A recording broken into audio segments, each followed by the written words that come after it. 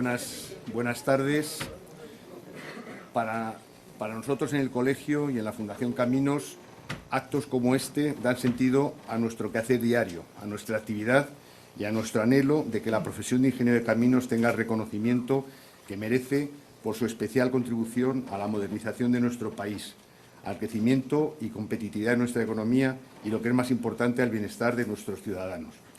El motivo que nos trae aquí es honrar la memoria del ingeniero de caminos César Sanz Pastor, un avanzado a su época que ya vio en su momento la necesidad de construir determinadas infraestructuras que permitieran la vertebración de España. ¿Quién no ha pasado alguna vez por los actuales túneles de Guadarrama? Ya en el 36, este ingeniero, licenciado un año antes, pensó en ellos. Había que hacer algo, decía, había que hacer algo, se repetía.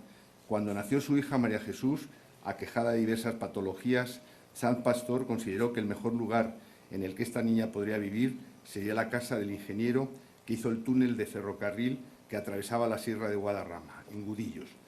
Cosas del destino, a partir de la compra de esa casa, comenzó la realización de trabajos y estudios relacionados con la construcción del primer túnel de Guadarrama. En enero de 1951 publicó en nuestra revista Obras Públicas un artículo titulado Estudio de una solución para cruce en túnel de la Sierra de Guadarrama. En él defendía la necesidad de construir un túnel que atravesase la Sierra de Guadarrama, como ya había recogido el Circuito Nacional de Firmes Especiales unos años antes.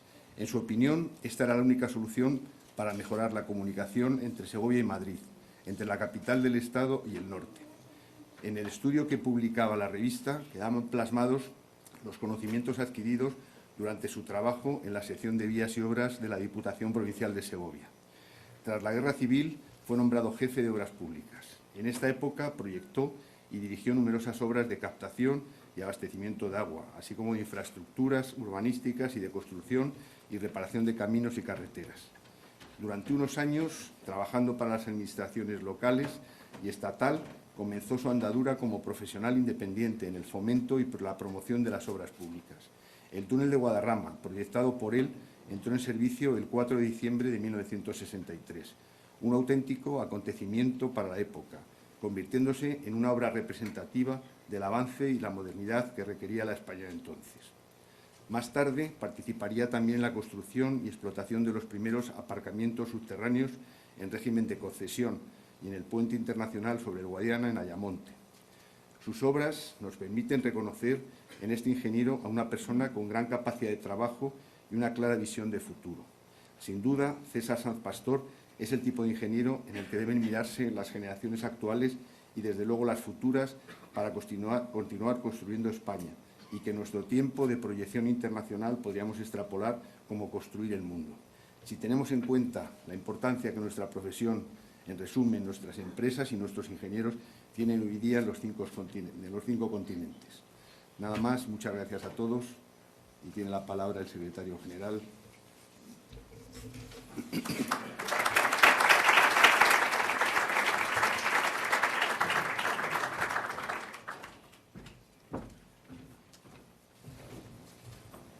Muchas gracias, presidente.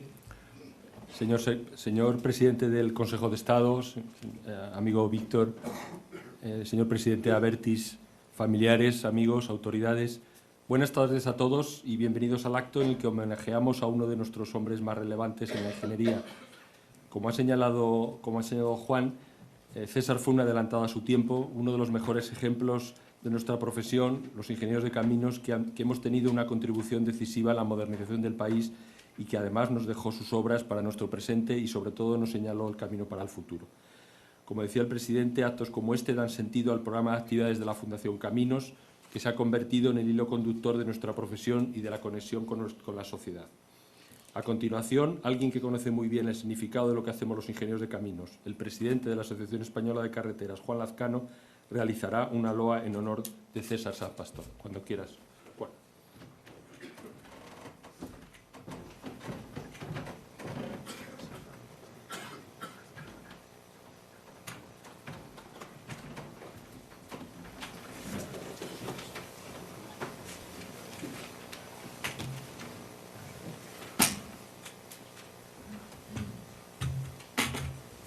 Pido indulgencia que no puedo estar tanto tiempo de pie.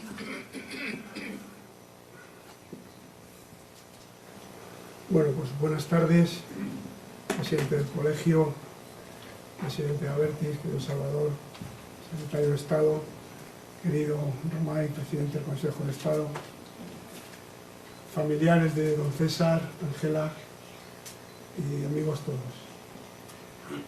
Bueno, pues cuando se me propuso como presidente de la Asociación Española de la Carretera participar en un acto homenaje a don César Sanz Pastor y Fernández Pierola, emprendedor que tuvo la visión de un proyecto, el túnel para atravesar la Sierra de Guadarrama por debajo del Alto del León, y asumió el riesgo de sacarlo adelante contra viento y marea, creando la empresa necesaria a tal fin, y materializar su empeño buscando financiación, socios, permisos, compromisos institucionales, etc.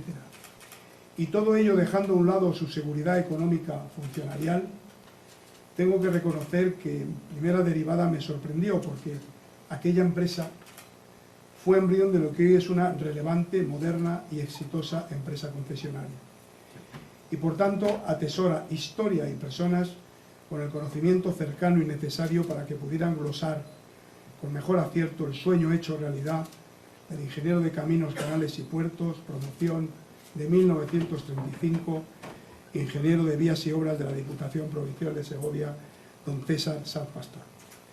Pero bueno, aquí estoy frente a esta responsabilidad y no les quepa la menor duda, muy honrado y con todo honor, y que asumo con mucho afecto, porque en lo personal hay algunas circunstancias que nos acercan. Ambos soy funcionario del Cuerpo de Ingenieros de Caminos, Canales y Puertos. Ambos hemos sido jefes de obras públicas de Segovia.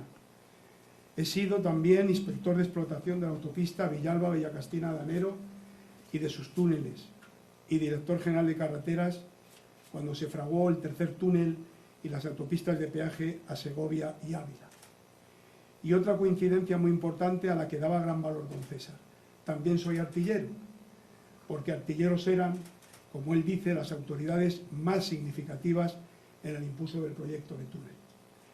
Así lo era el presidente de la Diputación de Segovia, don Eugenio Colorado Laca, y los ministros de Obras Públicas, don José María Fernández Ladreda y don Jorge Vigón Soerodía, que firmó la concesión para construir y explotar en régimen de peaje una carretera con túnel bajo el Alto de los Leones de Castilla a la Compañía Mercantil Canales y Túneles Sociedad Anónima por orden ministerial de 27 de julio de 1960. Pero es el momento de contar la génesis y la historia de un proyecto ideado desde la vocación de servicio público de un ingeniero funcionario que además atesoraba gran capacidad de trabajo, clara visión de futuro, tenacidad y perseverancia, iniciativa y concreción en la formulación de objetivos. ¿Hay mejores atributos emprendedores que estos? No lo sé, pero desde estos, un proyecto que debía haberse desarrollado con fondos públicos pudo desarrollarse desde la iniciativa privada gracias al empeño de quien atesoraba esas virtudes tan significativas.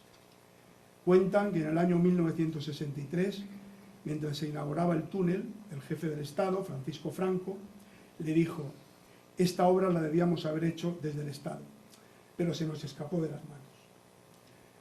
Explica don César, en el número al que ha hecho referencia el presidente del Colegio de la Revista de Obras Públicas de enero de 1964, que la necesidad de aminorar el obstáculo que la Sierra de Guadarrama opone a la normal comunicación del sureste de España con el noroeste fue sentida por todos los que en alguna ocasión la atravesaron, y esta aspiración común había cristalizado ya, lo dice además con muchísima lealtad y con mucha humildad, ya en un proyecto redactado por don Emilio Kowalski poco tiempo antes de que don César iniciara su vida profesional en Segovia, hace ya casi 30 años, exactamente el 15 de diciembre de 1935, como dice su título de ingeniero de Vías y Obras de la Diputación de Segovia.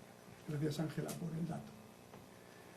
Describe asimismo que con el criterio reinante en aquella época, el trazado tenía infinidad de alineaciones rectas enlazadas por curvas de pequeño radio, y a costa de alargar la longitud de la traza reducía la pendiente máxima al 6%, salvando la divisoria con un túnel de 567 metros.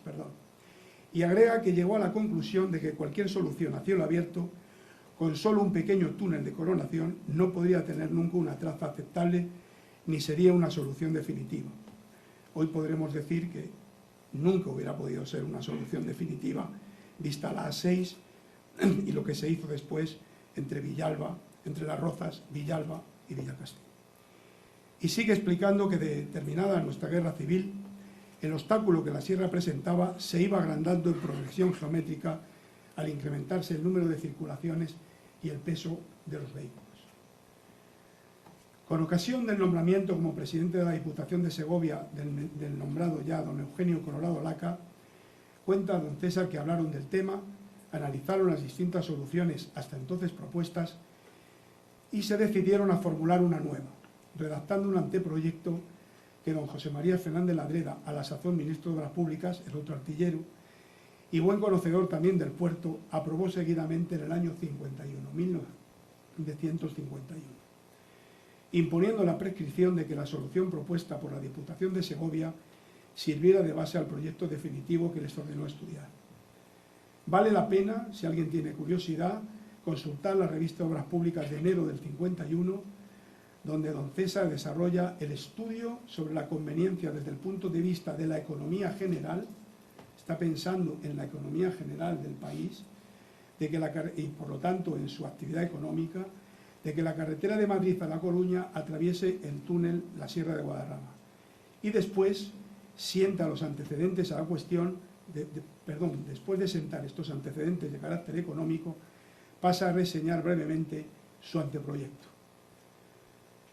A los pocos meses tenían ya el proyecto redactado, el proyecto pedido. Se inició la correspondiente tramitación administrativa del proyecto y siguieron su marcha de despacho en despacho, animados por la convicción de la bondad de la nueva causa y fiados en ella, no desmayaron al cerrarse las puertas de la ayuda económica estatal, bajo el peso de los razonamientos prudentes y sensatos de los celosos administradores de los caudales públicos. Para el punto de vista de la administración pública, entonces, aquello debía ser una verdadera aventura. De hecho lo era, ¿no? Pero después de insistir oportuna e inoportunamente, porque hay que ser inoportuno para conseguir muchas veces los fines deseados, pues fue publicada la primera ley de peaje española en febrero del 1953, y en su preámbulo se ordenaba abrir concursos sobre el túnel de Guadarrama. Era este, por tanto, el único camino posible, aunque difícil, pues los 500 vehículos que entonces circulaban por el puerto no aseguraban una rentabilidad directa inmediata a la obra. Y aquí comenzó una nueva etapa. Era preciso obtener una concesión administrativa y financiar la obra, con solo la esperanza de obtener rendimiento en un futuro incierto. A estos efectos, don César tomó la decisión, con la valentía que ello suponía, de impulsar la creación de Catusa, Canales y Túneles Sociedad Anónima, el 19 de octubre del 59, con el único objeto de ser el vehículo para solicitar la concesión del primer túnel de Guadarrama, amparándose en el proyecto del año 51, el que he dicho, como se explica, vale la pena leerlo de verdad, y se constituyó con un capital de 300.000 pesetas. Como ya he dicho, la concesión se otorgó por orden del Ministerio de Obras Públicas de 27 de julio de 1960, la obra duró 33 meses y se inauguró el 4 de diciembre de 1963.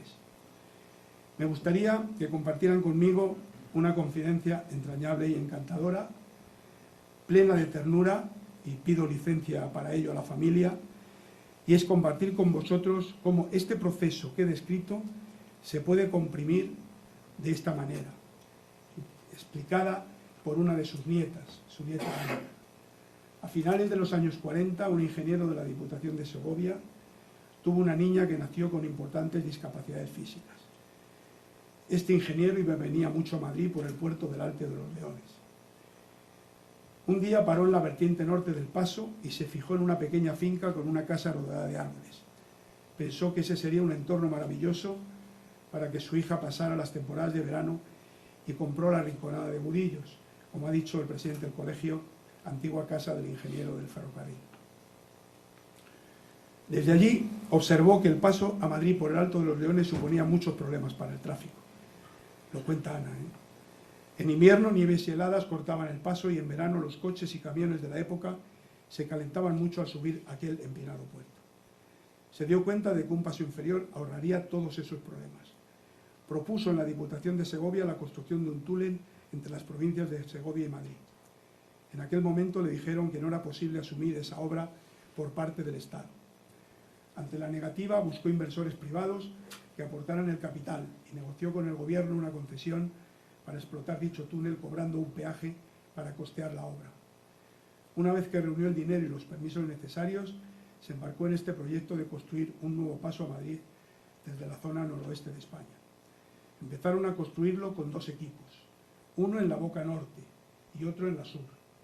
La noche anterior del día en que tenían previsto el encuentro de los 2 equipos, él la pasó calculando y al amanecer descubrieron sorprendidos que su pelo estaba lleno de canas.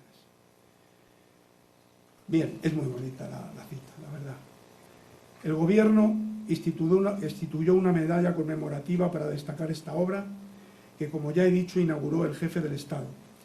Y su importancia queda reflejada en los motivos que razonó la Dirección General de Carreteras de entonces en su propuesta. Decía: es la primera y hasta la fecha única concesión en España de carretera a explotar mediante peaje. El presupuesto de la obra del orden de los 500 millones de pesetas representa también el mayor de los hasta ahora invertidos en una obra de carreteras. Su financiación, exclusivamente con capital privado, la hace distinguirse por este motivo de cuantas obras de carretera se han realizado, incluso en Europa. Es el primer túnel de España en el que se han estudiado las más modernas técnicas para resolver todos los problemas de ventilación e iluminación, entre los más importantes que este tipo de obras presentan, como todos sabemos. Es notorio además en esta dirección general el eco internacional producido y que está produciendo la ejecución de esta obra. Y finalmente es de destacar que pese al aumento del presupuesto sobre el proyecto que sirvió de base a la concesión, como era inversión privada, lo puedo decir, al 100%, es una broma, perdón, las obras quedarán terminadas 7 meses antes del plazo fijado, estando prevista su entrada en servicio para el próximo día 4 de diciembre. Construido el túnel y sus accesos, hay un antes y un después, sin duda ninguna, en la vida profesional y emprendedora de don César, fruto, sin lugar a dudas, de la experiencia adquirida en la gestión de la concesión y en los desarrollos tecnológicos que se emplearon en la construcción y se implantaron para su explotación.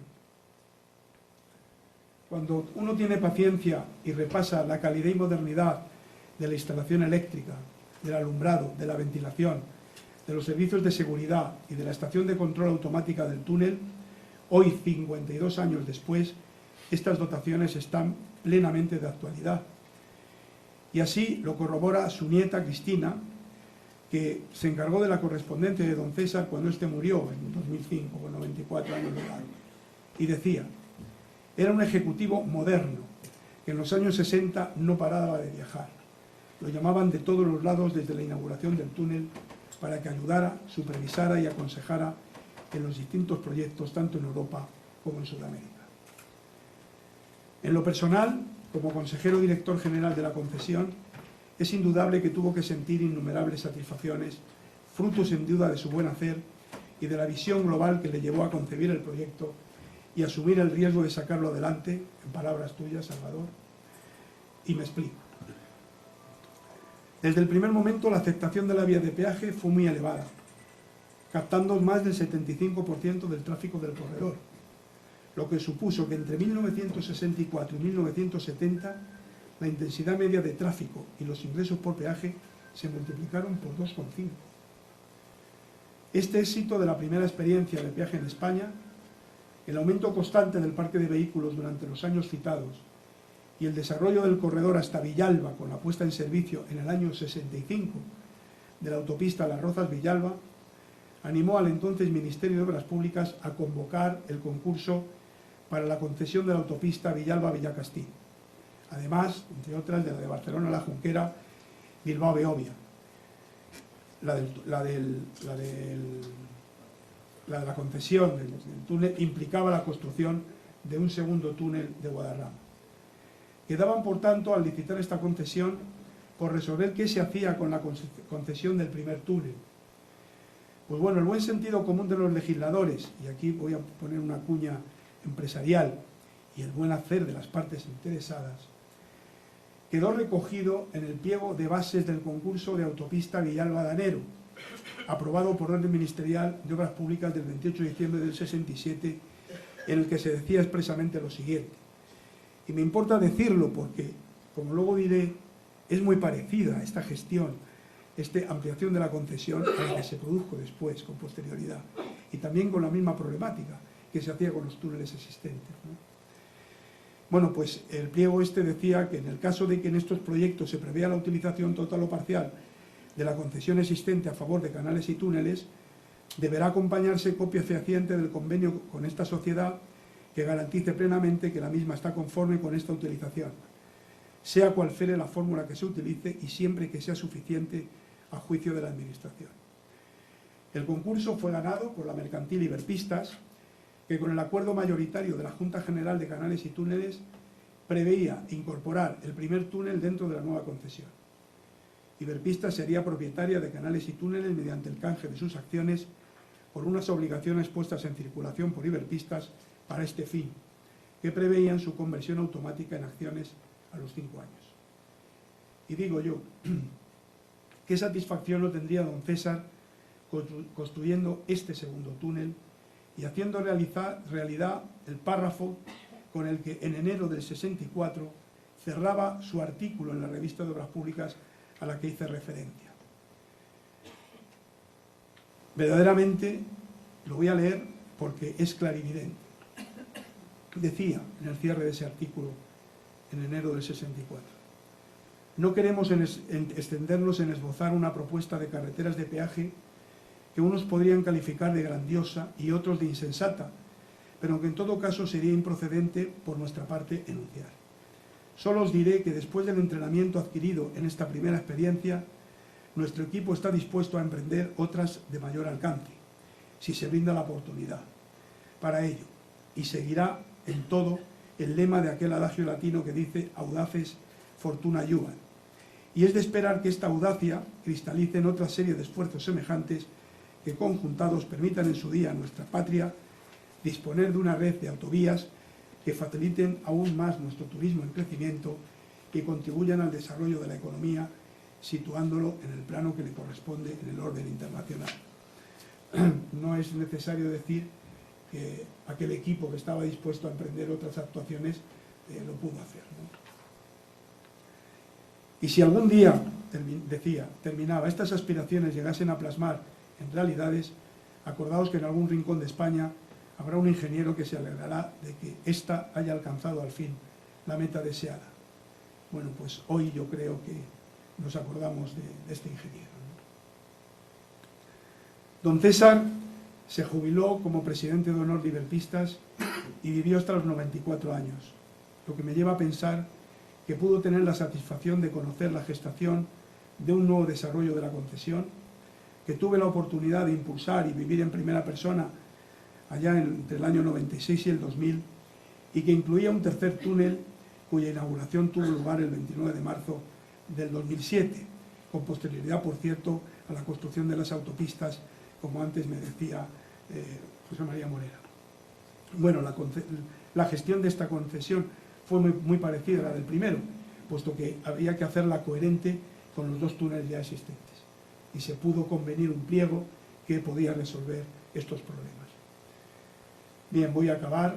El 5 de julio del 2005 falleció don César Sanpastori Fernández Pierola, ingeniero de caminos, canales y puertos, casado con doña María Palomeque, con quien tuvo 8 hijos y que, en palabras de su nieta Ana, yo voy a hacer mías para terminar: si donde había un desierto alguien vio Las Vegas, donde había un puerto de montaña alguien vio la primera autopista de peaje en España.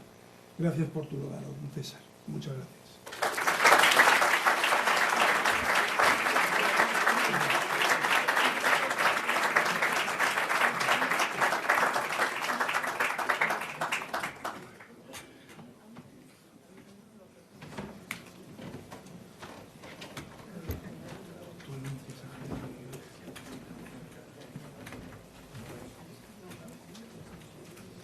Gracias, Juan, por tus palabras. Y a continuación interviene Javier Herrero García, uno de los primeros y más cercanos colaboradores de César Saz Pastor. Cuando quieras.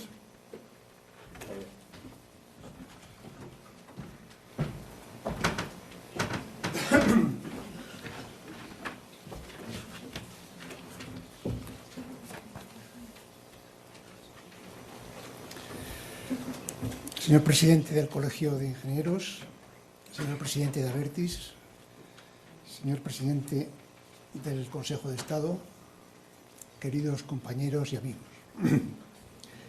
Mi relación personal y profesional con César se inició hace 50 años. Yo cursaba entonces el tercer año de carrera y me enfrentaba a 8 tomos de apuntes de maquinaria del profesor José Juan Aracil y a la necesidad de presentar un trabajo que abordara una obra en curso. Acudí a César, quien en esa época, como ya nos han ido relatando, y ya excedente en el cuerpo de ingenieros, participaba a través de EUSA en la promoción de los aparcamientos subterráneos de Madrid, de Plaza de España, Felipe II y Montalbán. Bien, quiero explicaros que mi intervención va a ser muy apegada a personas, hechos y empresas en las que yo trabajé y en las que estuve junto a César. Por eso pues citaré nombres de los que han sido nuestros profesores, de grandes empresarios, etc. Porque, como se ha dicho aquí, César tiene méritos indudables, incuestionables, pero también tiene un mérito que yo pude ver, y es de la excelente calidad de las personas con las que se rodeaba, entre las que me incluyo, claro, y perdón. Mi acercamiento a César fue fácil, por cuanto él había coincidido con mi padre en la Diputación de Segovia. Mi padre, pues terminada la guerra, y él como ingeniero, pues se incorporaron a la Diputación de Segovia, mi padre era el presidente, y de allí se entabló una relación familiar que hoy todavía perdura entre hijos y nietos. En el curso siguiente, César me ofreció trabajar como lo que hoy se llama de becario en la empresa AEPO, que, si os situáis las fechas, en el 67 ya había conseguido la concesión de Iberpistas, y por tanto esa empresa fue la encargada de ya redactar el proyecto de construcción del primer tramo, que era el de Villalba-Villacastín. César visitaba con frecuencia la ingeniería, revisaba estudios geotécnicos, revisaba trazados y escuchaba ideas y opiniones de ingenieros proyectistas a los que hoy quiero recordar por su buen hacer. Me acuerdo de Fruto Santiago, de Eduardo Moros, de Francisco González y de Florencio del Pozo, entre otros muchos. Tras la aprobación del proyecto y contratación de las obras, me incorporé en 1968 como ingeniero de la dirección de Iberpistas. Al igual que en la fase de proyecto, la presencia de César en obra era muy frecuente y muchas veces acompañado de los consejeros de Iberpistas, de los directores de empresas contratistas, de financieros y responsables de la administración. Los ingenieros guiábamos las visitas y nos daban la oportunidad. Yo entonces tenía como 26, 27 años, entre César y yo pues hay una generación, 35, yo soy del 69, y que a mí realmente me impresionaba mucho. Recuerdo haber conocido en aquella época a José María Aguirre, a Antón Durán, a Rafael Incenga, a dos de los ministros, Silva Muñoz y Mora Figueroa, al general Barroso, a los presidentes, bueno, al Consejo de Administración entonces del Banco Central, los hermanos Blasco, Fausto, Antonio.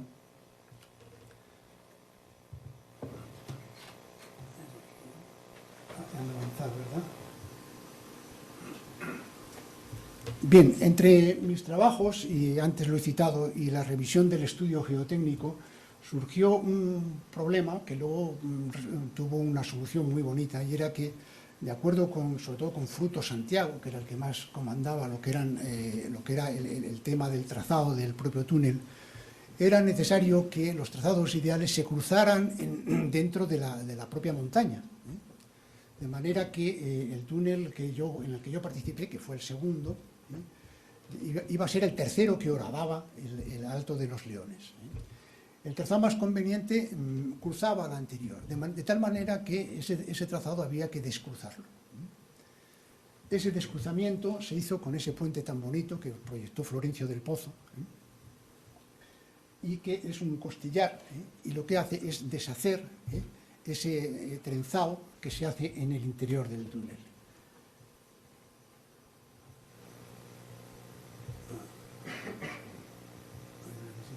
Aquí. La siguiente.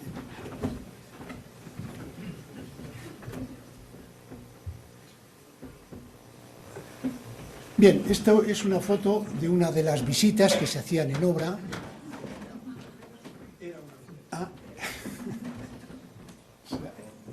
Ya está. ¿Qué pasa?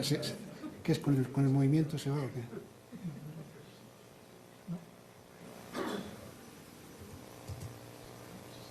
Bien, vale. A ver si se queda ahí un momento. De lo que hablaba antes de las visitas estas, en una de ellas, ahí está el ministro Fernández de la Mora, está César, el que aparece en medio, y el que aparece más a la izquierda soy yo. Esto daba idea de la cercanía y del interés con que se seguía la obra. Fernández de la Mora, pues supongo que vosotros recordaréis, era un intelectual de derechas, pero que fue un excelente ministro de Obras Públicas. Se aplicó muchísimo, posiblemente impulsado pues, por otro gran ministro que hubo anterior a él, que fue Silva Muñoz. Y a ellos realmente les encantaba. En una de las visitas, como anécdota os contaré, que en un determinado momento se oyó una detonación, entonces éramos bastante menos cuidadosos, la verdad, con la seguridad y salud que ahora tanto nos preocupa. Se oyó una detonación y en la visita participaba el general Barroso y no se le ocurrió otra cosa que dar un grito de cuerpo a tierra. Bien, César respondió con rapidez y dijo inmediatamente: no pasa nada, mi general, aquí mando yo. Bien, el tramo de autopista al que me estoy refiriendo, como ya se ha dicho, se inauguró en 1971 con la presencia de Franco. Y hago esta referencia, como ya se ha dicho antes, y no voy a insistir, porque el jefe del Estado en varias ocasiones había manifestado, vamos a llamarle reticencias, a esta concesión, quizá por una cuestión de celos, porque él era un hombre pues más de Estado y pensaba que algo así como eso que se dice a veces, ¿no? Que si el Estado no hace carreteras, ¿para qué queremos al Estado, ¿no? Y que debería haber sido el Estado el que hubiera abordado esa obra. Yo creo que estos detalles que os estoy dando vienen a completar y a daros una idea directa de que efectivamente César era lo que se ha dicho aquí, un hombre de empuje, un hombre de visión, una persona que sabía bandear y llevar, iba a decir el asco a su sardina, pero de una forma correcta, entendiendo a la gente. Durante ese periodo César no solo se ocupaba de Ibertubista, sino también de la red de autopistas portuguesas, viajando continuamente a Lisboa. También se ha dicho de su incansable movilidad.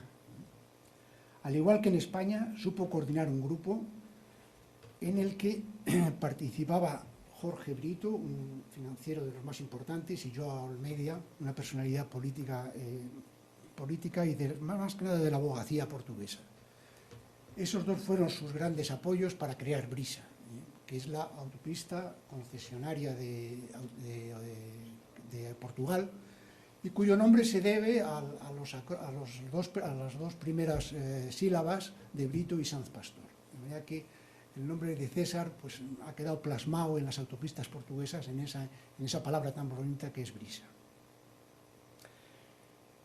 Allí yo me trasladé ya un poco más formado, yo ya había participado en proyectos, ya había participado en las direcciones de obra, y allí me designó como director técnico de la concesionaria nueva de las autopistas portuguesas.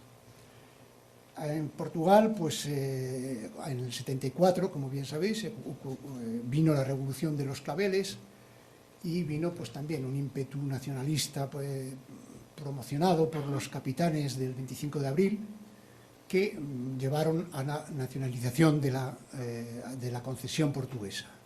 Esta nacionalización se hizo de una forma también, yo creo que bastante correcta. El Estado sencillamente multiplicó el capital por 2 y suscribió la totalidad de las acciones, con lo cual los accionistas iniciales, entre los que se encontraban César, pues se quedaban muy minoritarios. Quiero decir que en el emprendimiento portugués César había dado ya un salto también cualitativo, porque en aquella concesionaria, aparte de las empresas españolas, entre las que estaba Ginés Navarro, entonces todavía presidido por don Ginés Navarro, estaban por supuesto constructoras portuguesas, pero también las había francesas, Fougerolles y Beck, inglesas, Sir Alfred McAlpine, y suizas, Conrad Zschopke. De manera que las reuniones que manteníamos en los primeros pasos de aquella concesión, llegamos a hacer los primeros tramos, pues eran verdaderamente reuniones multinacionales, ¿no? Y bien dirigidas por César. La convivencia de este entorno profesional, como he dicho, me deja apreciar una personalidad inteligente y tenaz para abordar empresas de envergadura en el ámbito de las obras públicas. Su personalidad, escribo aquí, debe matizarse con la del saber escuchar y la capacidad de diálogo a todos los niveles, de tal manera que más que ser una persona de ordeno y mando, habría que decir que era una persona de escucho y mando. Bien, espero que estas pinceladas pues hayan servido para ilustraros de mi vivencia al lado de un jefe al que admiré y que me enseñó muchísimas cosas, y poco más tengo que añadir a lo que ya se ha dicho. Las autovías pueden nacer, las concesionarias pueden nacer por distintos motivos, pero hay uno que es el que yo creo que César impulsó, y es el de hacer partícipe a la iniciativa privada, incluso por encima de presupuestos y planes del Estado. Y ese incentivo creo que es un valor que se debe conservar. Ciertamente, yo, en una experiencia ya que he tenido en el extranjero, he visto cómo hay estados que permiten perfectamente a la iniciativa privada acometer obras, fuera de programas, fuera de esto, y darles un determinado valor, de tal manera que efectivamente, aunque posteriormente, como en prácticamente la mayoría de los gobiernos, es obligatoria la licitación, pero ya valorar esa iniciativa y dejar que sea la iniciativa privada la que muchas veces complemente una planificación que a veces es excesivamente rígida del Estado. Para terminar, nada más que quiero hacer una referencia a Ángela y decirle que es su amor filial el que nos ha reunido aquí hoy. De manera que, con todo cariño.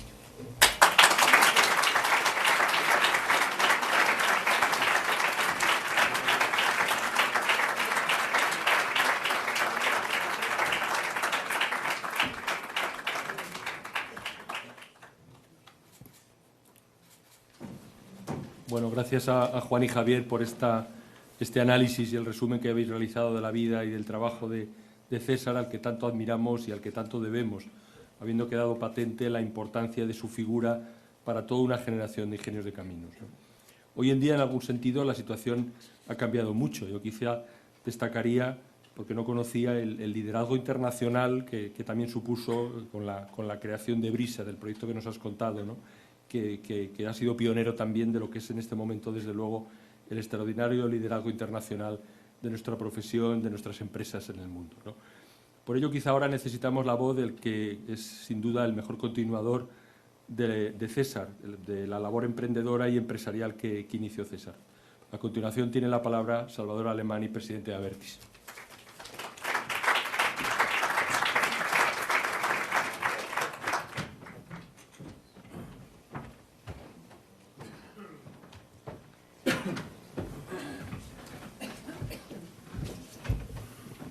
Señor presidente del Consejo de Estado, señor secretario de Estado de Telecomunicaciones, presidente del Colegio, presidente de la Asociación Técnica de la Carretera, querida familia, querida Ángela, compañeros de Abertis, amigos todos, ingenieros que aquí hoy habéis tenido la bondad de acompañarnos. Yo no conocí al homenajeado, yo no conocí a César Sanz Pastor.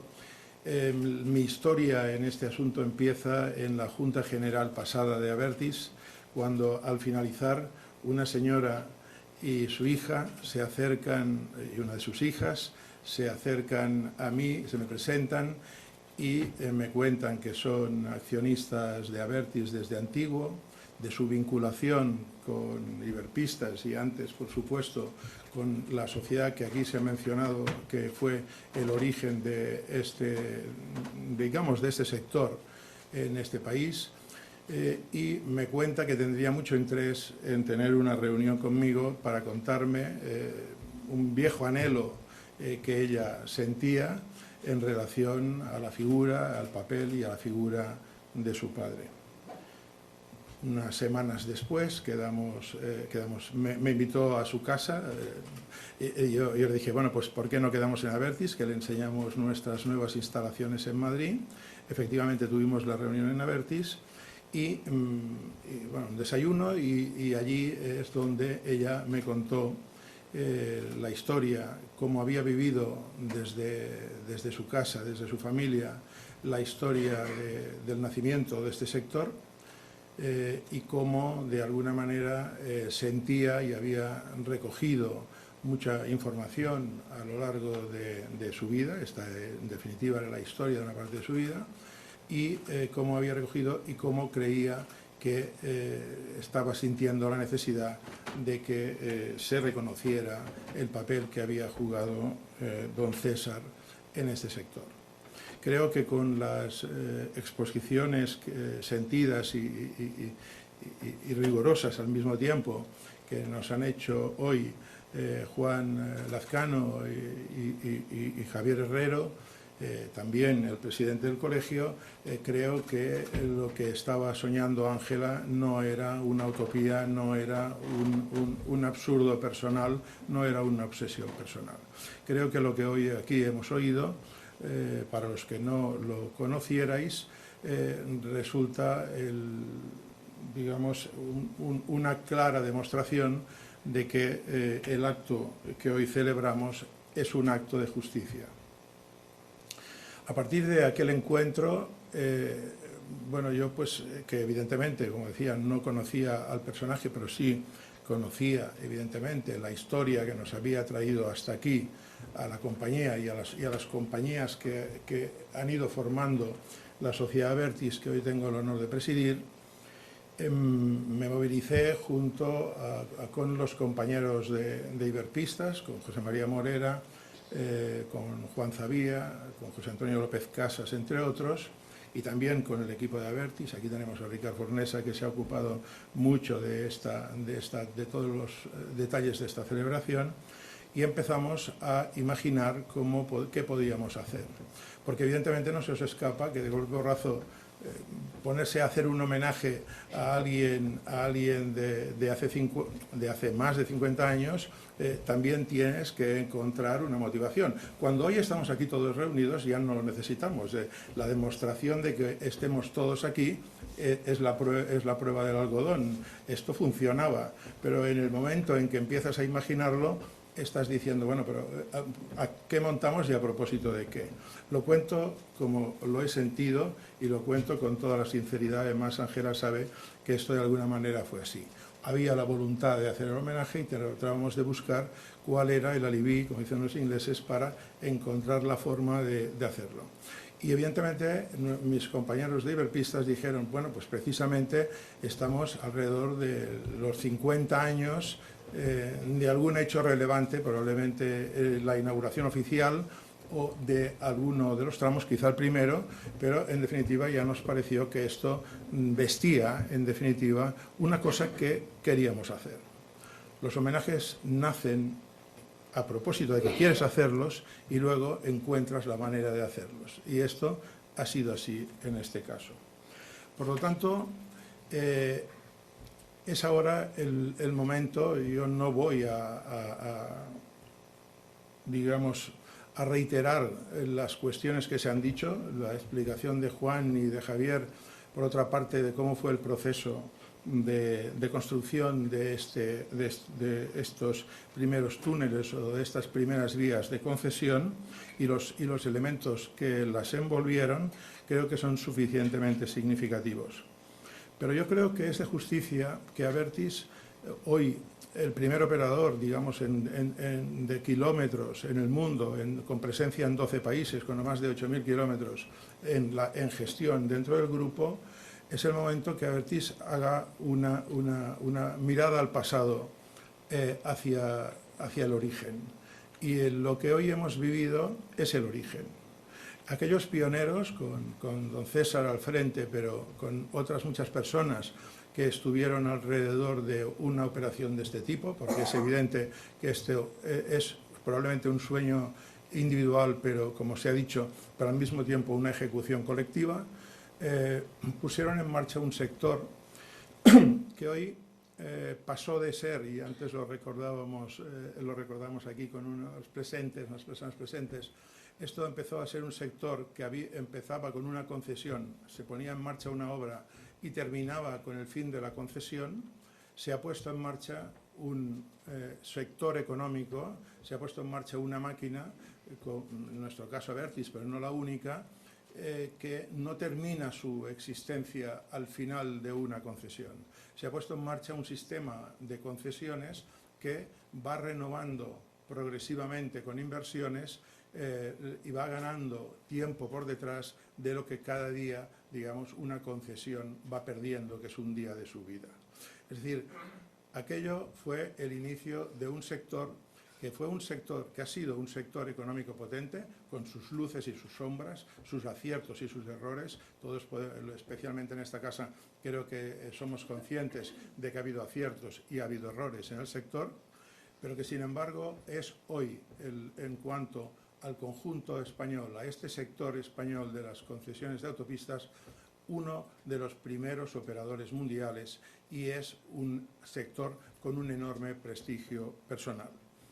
Esto es, digamos, la breve referencia que yo quería hacer, pero sin ignorar el que esta historia de resiliencia nacida a partir de aquellos pioneros y que ha sido una resiliencia seguida por técnicos y gestores que han dado continuidad a aquellas ideas, ha sido también, en este caso, el acto que hoy nos ocupa, una demostración, un ejercicio de resiliencia de una señora, de una familia que no ha querido en ningún momento olvidar la figura de su padre y recordar y poner hoy en valor lo que ha sido su vivencia personal, la vivencia que su padre le dejó.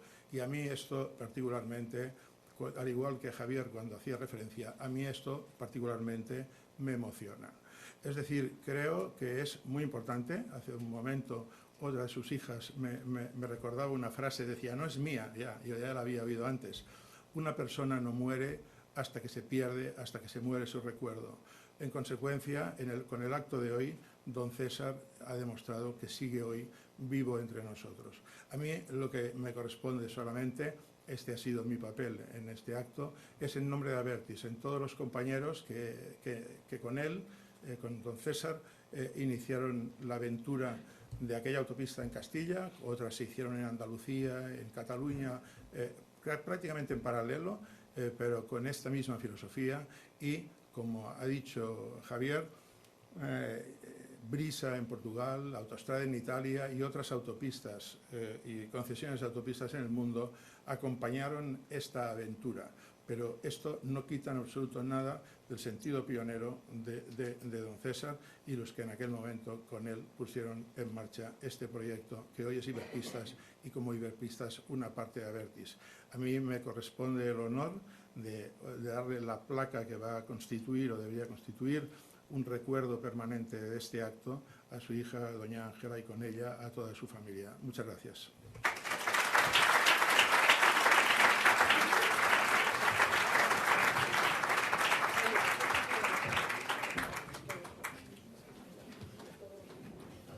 Muchas gracias, Salvador. A continuación, Salvador Alemania hace entrega de una placa conmemorativa de este acto a los hijos de César: Ana, César, Javier, Santiago, Luis y Ángela Sanz Pastor.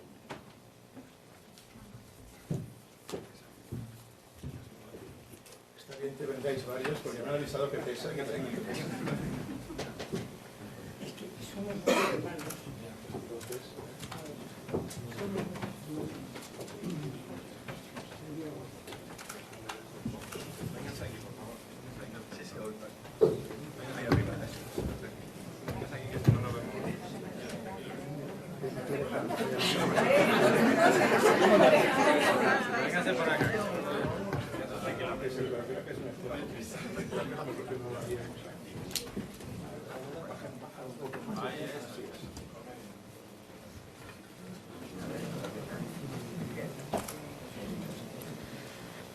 Muy bien. Sonrisa estupenda.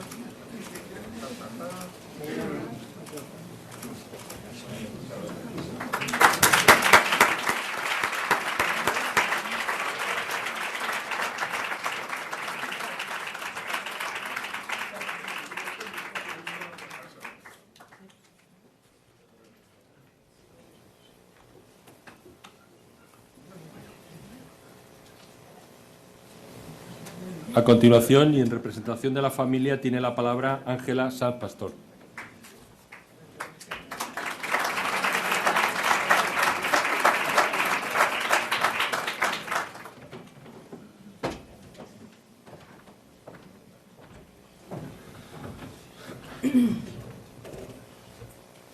Señores presidentes, señoras, amigos todos, agradecemos tanto, mis hermanos como yo,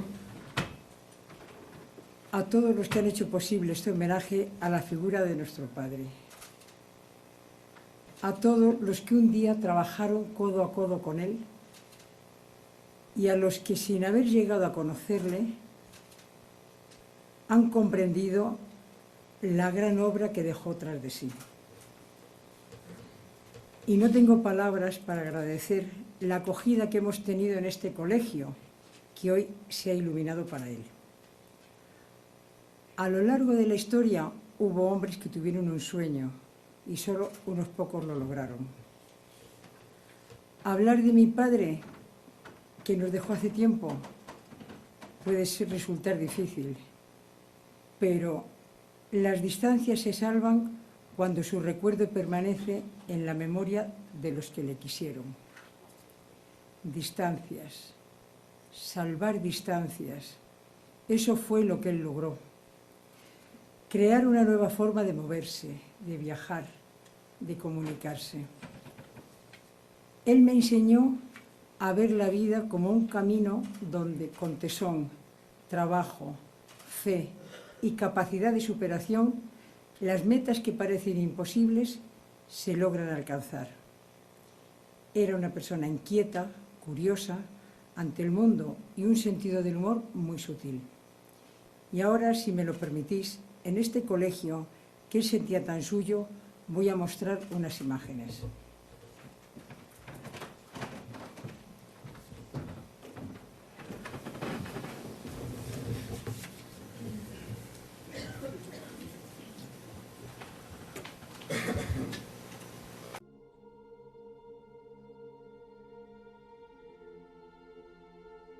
Carismático, hombre de fe, observador incansable, de semblante serio, alma entrañable y profunda mirada.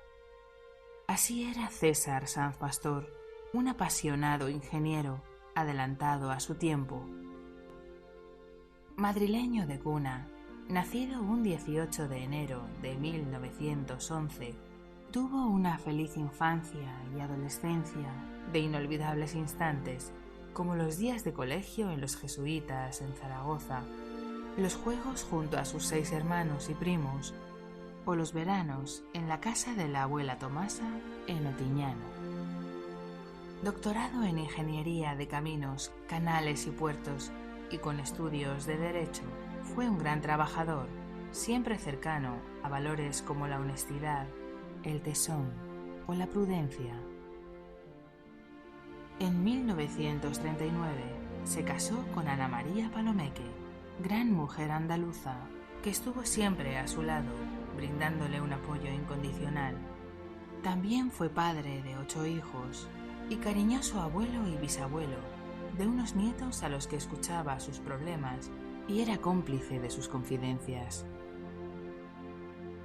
Visionario enamorado de su profesión, soñó con construir un gran túnel bajo la sierra de Guadarrama que uniese las 2 Castillas y mejorase las comunicaciones entre el noroeste y el centro de la península.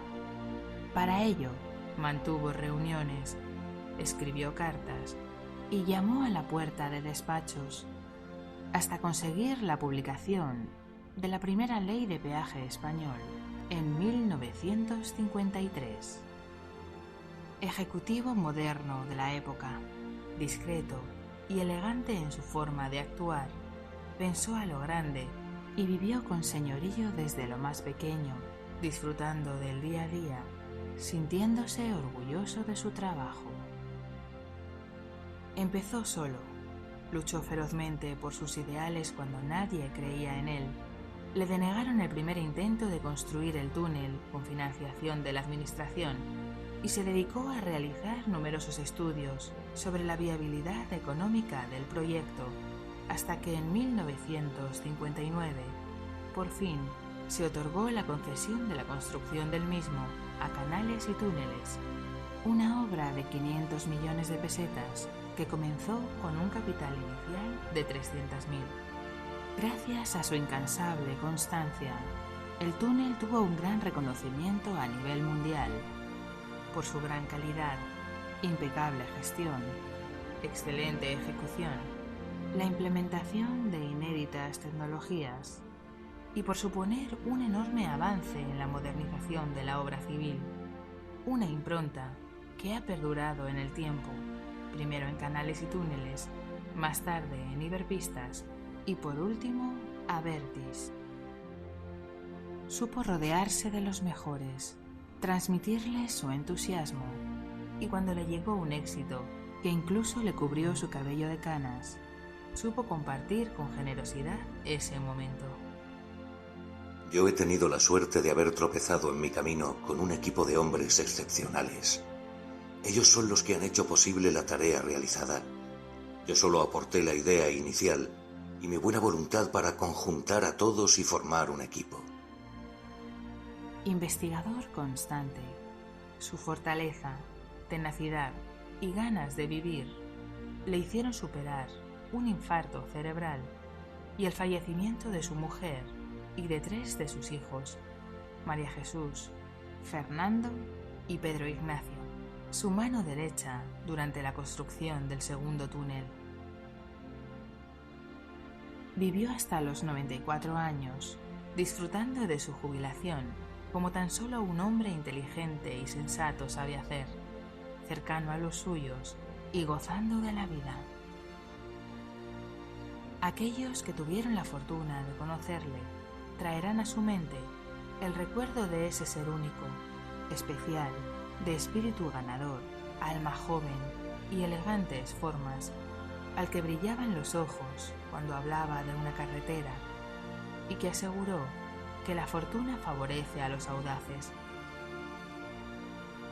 Seguramente, si hoy estuviese aquí, entre nosotros, se sentiría satisfecho de todo lo que dejó a su paso y sonreiría releyendo lo que hace tiempo ya vaticinó.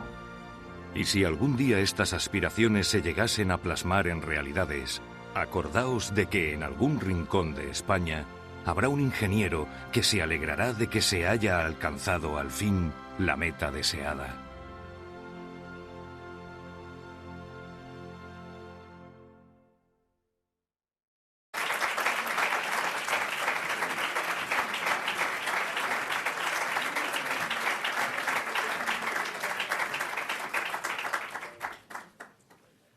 Bueno, muchas gracias, Ángela, por este recuerdo tan personal que has realizado de tu padre que nos ha emocionado.